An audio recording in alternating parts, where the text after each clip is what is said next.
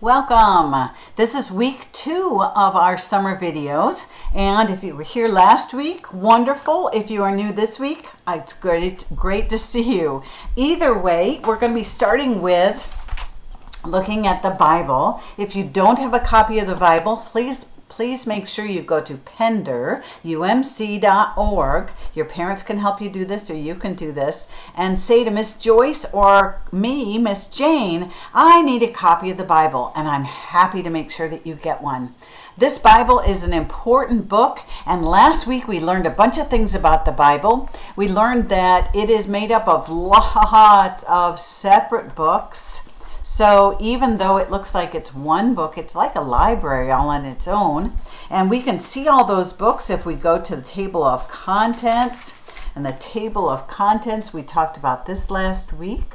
So we can see them in there. We talked about the fact that there is an Old Testament. It's divided into 2 parts. Oops, there we go. The Old Testament and the New Testament. And I was talking to a friend, and that friend said to me, you know what, Miss Jane, you might want to talk about the Old and the New Testament are like a tree.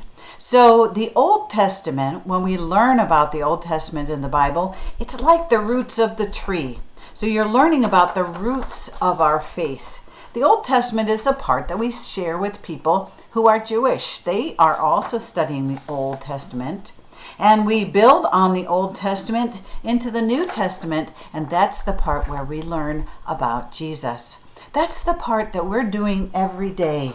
We're reaching out to other people, and we're letting them know that we love them, that we care about them. So that's what you're doing when you're reaching out with the branches. And I loved that analogy. I love the idea. We've got an Old and a New Testament. Here are the roots of our faith, and this is the part that we're practicing now. So, with no further ado, just like last week, I want us to go to the book of Genesis.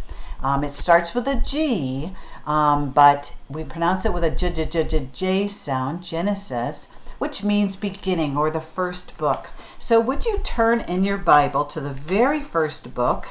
And remember, you can tell that you're in Genesis because you can look up here at the top. Do you see how that says Genesis? So I know I'm in the right book, but I want you to find the number 37, which means we want to find chapter 37. Just like any book. If you read Harry Potter has chapters. Well, the Bible has books and chapters, so that's what we're trying to find. And there we go. So I'm on chapter 37. And this is the whole biblical account. This is the story from the Bible. Remember, the Bible is inspired by God's words. So we can read the exact story here. It's kind of long. So instead of reading the Bible version, I'm going to read to you from this shorter, it's really a summary kind of version. Because again, just like last week, I love all the pictures in it, and I love that it summarizes the whole big story. So if you are a reader and would read with me, that would be wonderful. If you are not a reader, you can just listen with me. This is the story of Joseph. Joseph lived back in biblical times, so he's part of our roots. He's part of the Old Testament. And let's listen to the story about Joseph. I have to turn this so hopefully you can see it. God is with Joseph, from Genesis 37:39. Jacob had 12 sons. Jacob is the father. So when you hear the name Jacob, that's dad. And he had 12 sons. Can you imagine? But Jacob loved his son Joseph the best. There's Joseph. Jacob gave Joseph a beautiful coat, and this coat made his brothers angry. Do you see all the beautiful stripes? That was a gorgeous coat, and his brothers were, how come he gets a coat? Then it says, later Joseph had 2 dreams. Joseph is the boy. He's the young one. He was about 17 apparently. He told his family, in my dream, you guys bowed down to me. You bowed down to me. Joseph. This made his brothers even more angry. Can you imagine? First of all, your brother gets something the rest of you don't get. Oh, that's not fair. And then he's telling them Are your brothers telling you, we're all going to bow down to you? Oh, man. No wonder they were angry. Anyway, so then one day, Joseph's brothers took the family sheep. They were shepherds. They took the sheep to find new grass. They were gone for a long time. So Jacob, the dad, sent Joseph, we might call him Joe these days, sent Joe to find them. Joseph walked and walked and walked. Joseph's brothers saw him coming, but they were still angry. And they wanted to hurt Joseph. That wasn't very nice, was it? But they were still kind of mad about what he'd said. So when Joseph got up to them, the brothers took Joseph's coat. They threw Joseph into a deep hole. Can you imagine? If you were Joseph, they took your coat away and then they threw you into a hole? Oh no! Then the brothers saw some traders coming. Traders are people, as you know, oh, if I give you this, you'll give me that. Sometimes you might trade in school for stuff. So the brothers saw some traders coming. One brother said, let's sell Joseph. Let's sell Joseph. They will take him far, far away. So they sold Joseph to the traders. Oh, they're making it worse and worse. First they take his coat, then they throw him in a hole, and then they sell him off. Joseph was taken far away to Egypt. And if you have a map, you can find Egypt on the map. That's where this takes place. He was sold to be a worker. He did good work. God helped him. Just like God helped him understand his dream. Remember, he had his dream. God is helping him when he's in jail. Then someone told lies about him. Let's see, I got to turn this the right way. Joseph was put in the king's jail. But Joseph still knew God was with him. Joseph hadn't done anything wrong, but someone had lied about him and he was put in jail.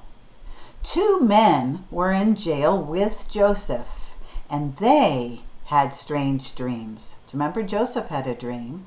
Now they both had dreams. And again, God helped Joseph to know what those dreams meant.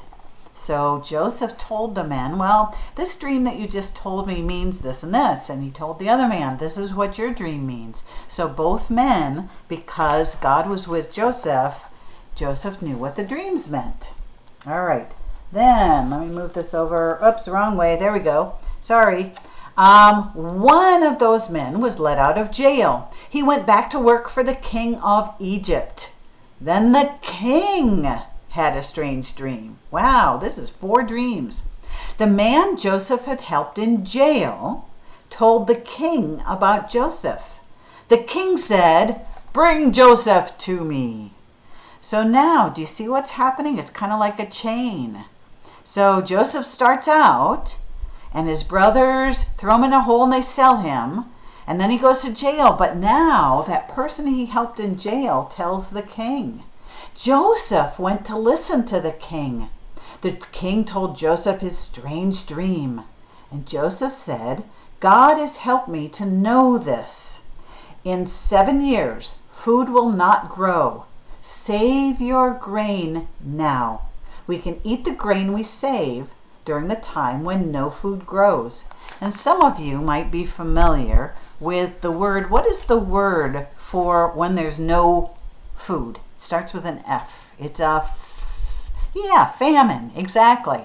So if there's a famine, and famines go all around in the world now, where there's no food in certain places, Joseph is saying, okay, king, your dream means save stuff now so that when you don't have food, you'll have food saved. So that was a great idea. It's a good thing that Joseph could do that. The king of Egypt said, God did help you. You'll be in charge of saving grain. So Joseph went from being a shepherd to being in charge.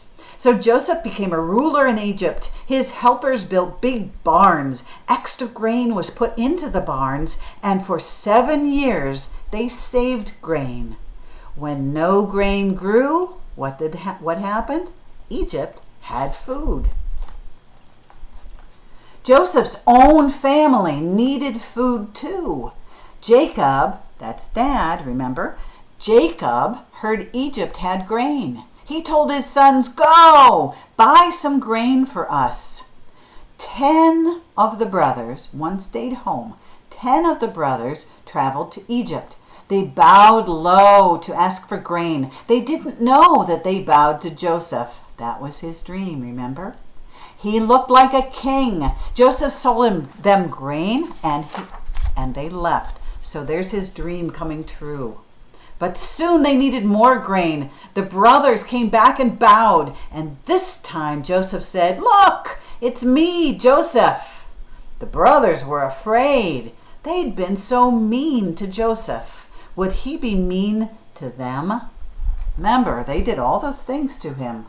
But no, Joseph forgave them. "You meant to hurt me," he said, "but God meant to help.